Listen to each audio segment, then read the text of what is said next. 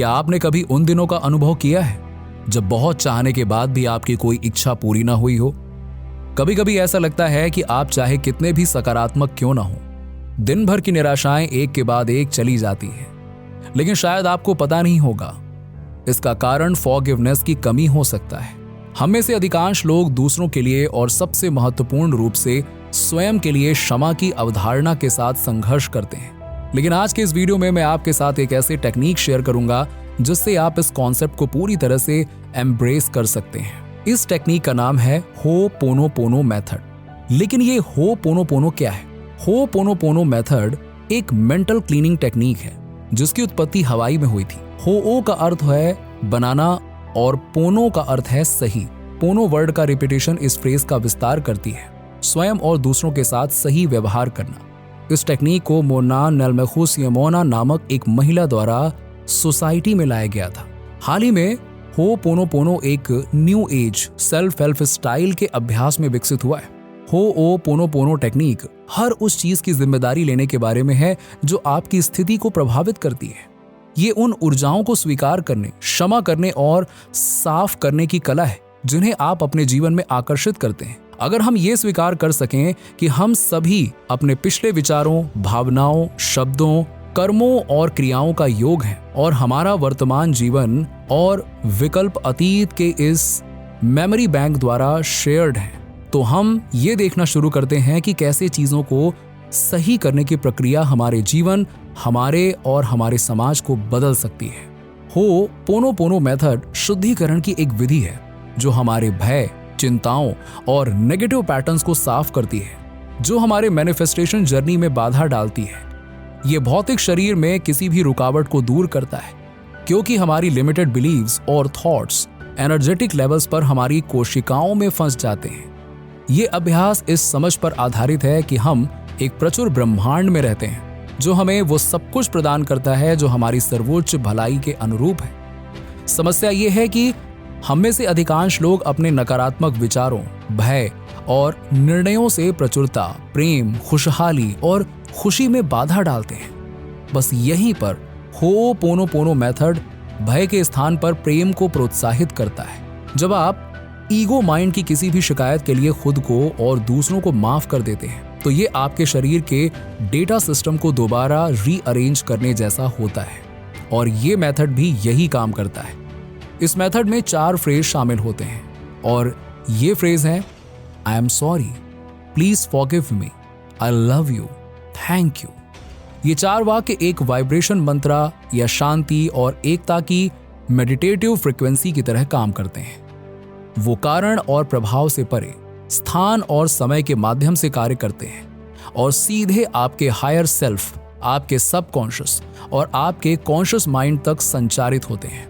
ये समझने के लिए कि अपने मैनिफेस्टेशन जर्नी में तेजी लाने के लिए होपोनोपोनो टेक्निक का उपयोग कैसे करें, आपको यह समझना होगा कि कैसे चीजों को मैनिफेस्ट किया जाए। Step number 1, ask. आप जो चाहते हैं उसे मैनिफेस्ट करने की कुंजी विशिष्ट होना है और इसके लिए आपको स्पष्ट होना होगा। स्टेप नंबर 2, निर्णय लें। मैनिफेस्टेशन में एकमात्र सबसे भूला हुआ कदम है निर्णय लेना। निर्णय लेना बेहद महत्वपूर्ण है क्योंकि ये मैनिफेस्टेशन को और भी ज्यादा बढ़ा देता है। जब आप निर्णय लेते हैं तो आप ब्रह्मांड को दिखा रहे हैं कि आप चीजों को पाने के लिए तैयार हैं।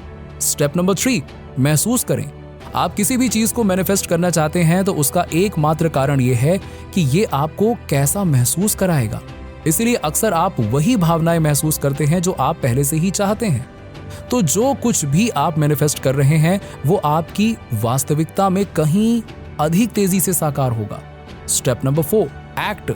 अपनी वास्तविकता में किसी भी चीज को मैनिफेस्ट करने का संबंध इस बात से है कि आप अभी उसके साथ तालमेल बिठा रहे हैं या नहीं। जब आप अलाइंड होते हैं तब आप इसे अपनी वास्तविकता में मैनिफेस्ट करने की अनुमति देते हैं। आपका हायर सेल्फ, जो पहले से ही वो सब अनुभव कर रहा है जो आप चाहते हैं, आपको अंदर का ट्रैक देने लगता है और आपको वहां पहुंचने के लिए भी आगे का रास्ता दिखाने लगता है। अब मैं आपको समझा सकता हूं कि आप होपोनोपोनो टेक्निक का उपयोग कैसे करते हैं।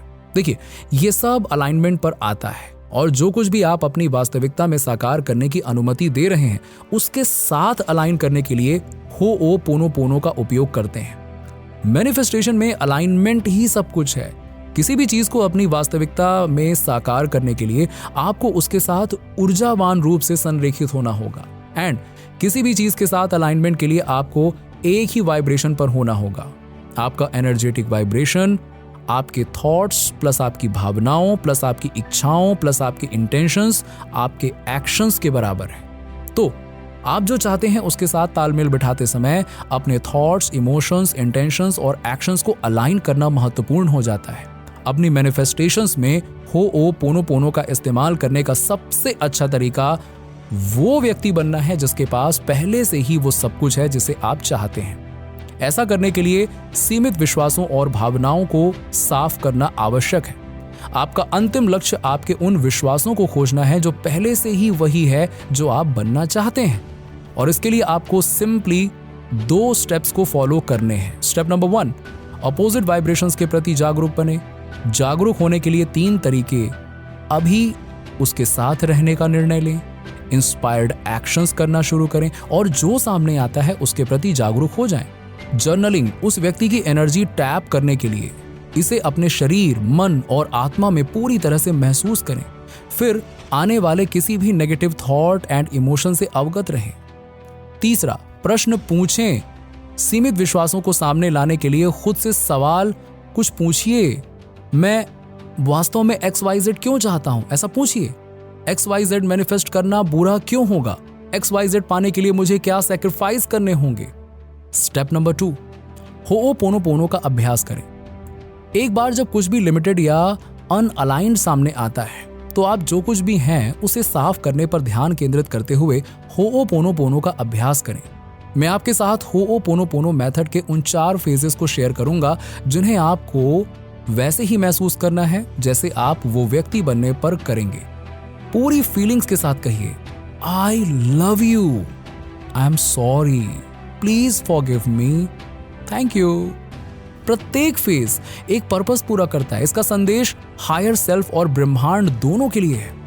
होओपोनोपोनो आपके दिमाग को अतीत की रिस्ट्रिक्टिव प्रोग्रामिंग से मुक्त करके नेगेटिव बिलीव्स को दूर करने में मदद करता है।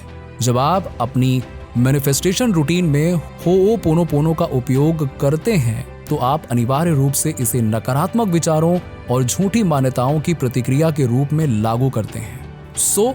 नेगेटिव थॉट्स के लिए दोषी महसूस करने के बजाय बस उन पर ध्यान दें और जवाब दें, I love you, I am sorry, please forgive me, thank you. नीचे कमेंट में बताइए कि वीडियो कैसा लगा। अगर आप हमारे चैनल पर नए हैं तो फटाफट ऐसे ही वीडियोस के लिए हमारे चैनल को सब्सक्राइब करके बेल नोटिफिकेशन को ऑन कर दीजिएगा, जिससे आपको ऐसे ही वीडियोस के अपडेट्स मिलते रहें सबसे पहले।